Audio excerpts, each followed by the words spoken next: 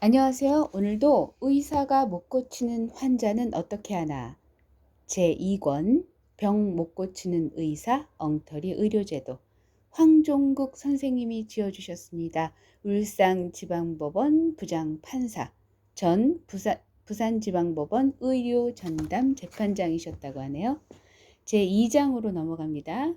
한의사들이 병을 잘 못 고치는 이유. 한의학에는 본질적으로 양의학에서 본 바와 같은 한계와 부작용이 원래는 없다.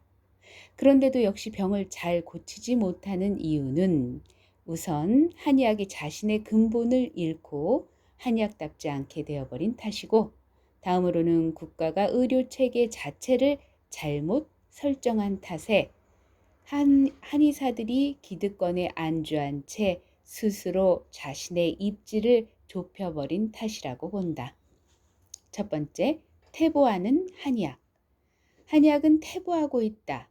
그 명백한 증거는 동의보감에 나오는 의신, 의성이 오늘날의 한의사들에게는 찾아보기가 거의 불가능하다는 것이다.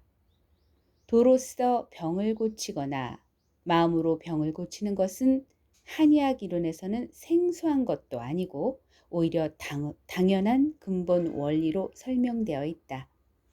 한의학 서적에는 예컨대 양의는 병이 발병하기 전에 예치하고 새의는 발병한 후에 시치하려고 노심하는데, 발병 전에 선치하는 것을 치심요법이라 한다. 환자의 치료법은 치심과 치신으로 구분할 수 있는데, 질병의 근원은 하나이며 모든 병은 마음에서 비롯되므로 치심요법은 매우 중요한 것이다. 고인으로서 태백진인설에 의하면 욕치기질, 선치기심, 필정기심이라 하여 질병을 치료하려면 먼저 그 마음을 치료해야 한다고 하였다. 의사가 육체의 질병만 치료할 줄 알고 마음을 치료하지 못하는 것을 사본측말이라 한다고 적고 있다. 그런데 오늘날 이렇게 치료할 줄 아는 한의사가 있는가? 몇 명이나 있는가? 국민들은 이런 한의사를 본 적이 있는가? 이것이 한의학의 근본이고 원론인데도 왜 이렇게 할 줄 아는 한의사를 찾아보기 어려운가? 오히려 오늘날 도로써 병을 치료한다고 하면 약간 머리가 돈 사람 정도로 취급받기 십상이다. 맥진을 정확하게 해내는 한의사조차 만나기가 쉽지 않다. 허준 선생이 의사 중 제일 낮은 단계로 친의교조차 드물다는 얘기다. 동의보감이 쓰여질 당시에는 의신과 의성이 드물지 않았기 때문에 허준 선생이 그런 글을 썼을 터인데, 그로부터 불과 400년도 지나지 않아 이런 현상이 온 것은 그 사이에 우리 한의학이 형편없이 퇴보했다는 말로밖에 표현할 길이 없다.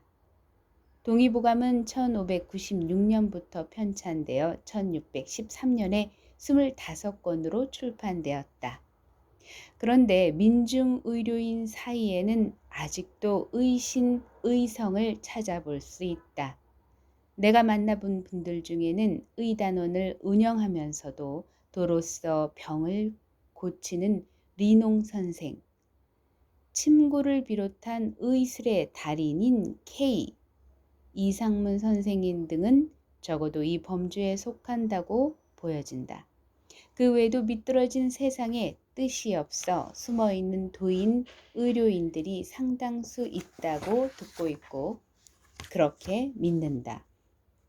제도 한의학계에는 찾아보기 어려운 명의들을 오히려 민중 의료계에서는 덜어 찾아볼 수 있다는 것은 더욱이나 민중의술이 40년 이상의 세월을 가혹한 형별에 의하여 탄압받으면서 씨를 말릴 정도가 되었음에도 그러하다는 것은 제도권 한의학의 태보가 잘못된 의료제도 때문에 초래 내지 악화되었을 개연성이 상당히 많음을 시사한다.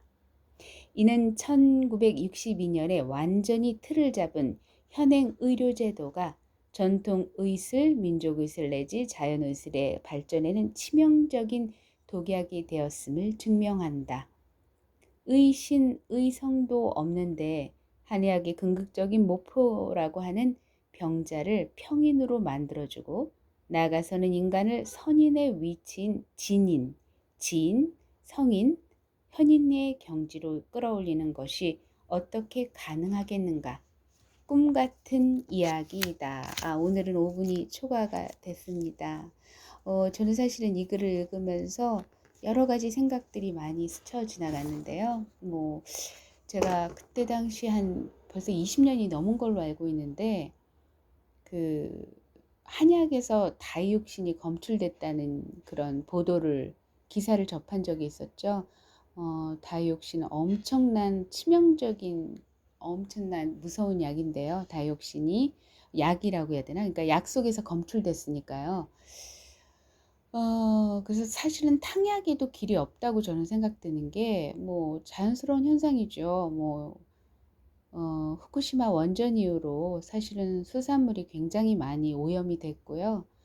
사실은, 폐기 처분해야 할 엄청난 그 독약인데, 그거를 지금까지도 드시는 분들이 있다면, 수산물을 드시는 분들이 있다면 정말 삼가 조심하셨으면 좋겠고요.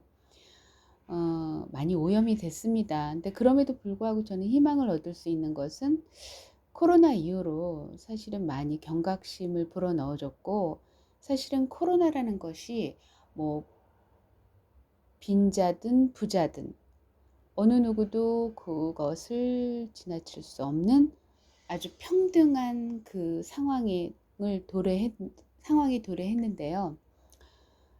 그럼에도 불구하고 저는 자발적 그 비로함을 여러분께 요청드리고 싶은 것은, 사실은 이 풍요 속의 빈곤이라고 하죠.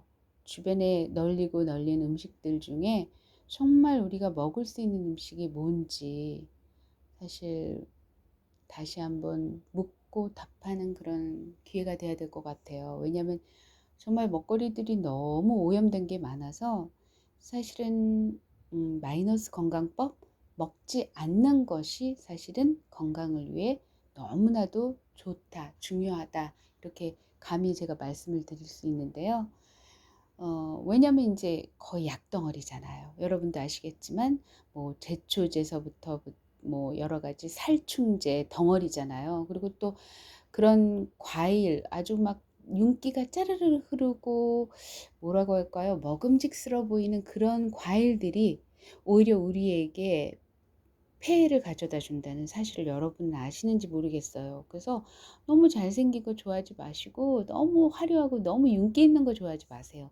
그 속에는 그것을 지키게 하기 위해서 우리 몸속에 들어와서는 안 되는 여러 가지 것들, 아주 해로운 약품들이 이렇게 갈라져 있다는 사실이죠. 그래서 사실은 사내들의 나는 그런 풀들을 가까이 하시면 부작용은 말할 것도 없고요. 그런 거를 우리 몸속에 넣을 이유가 없습니다. 그래서 저는 사실 그 풀 공부를 하는데요.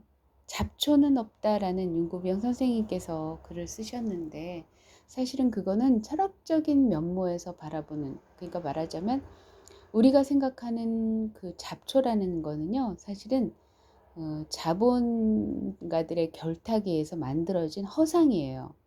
잡초는 절대 없습니다.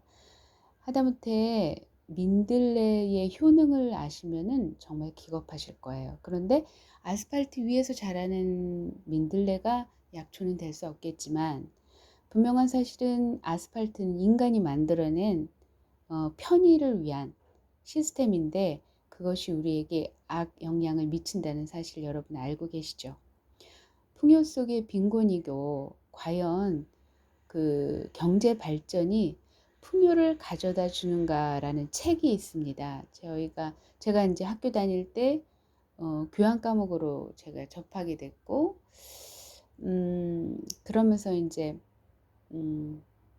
우리의 삶이 녹록지 않겠구나라는 것을 이제 알게 됐고, 그래서 저는 사실은 그 불편함을 자초하는 삶을 사셨으면 좋겠어요. 그 불편함이라는 게 다른 거 아니거든요. 뭐 걷는 거를 선호하시고 또 대중교통을 선호하시고 또 자전거를 선호하시고 그런 것들, 그러니까 내가 내 몸을 움직여서 뭔가를 할 수 있는 것들을 생활 속에 많이 곳곳에 심어 넣으시면 병원 갈 일도 없으시고 건강하게 사실 수 있거든요. 단 과로는 금물입니다. 과로는 어느 누구에게도 권유해 드리고 싶지 않아요. 그래서 좀 약간의 게으름을 저는 강추드리고요. 이 멍 때리는 것도 일종의 명상의 하나거든요.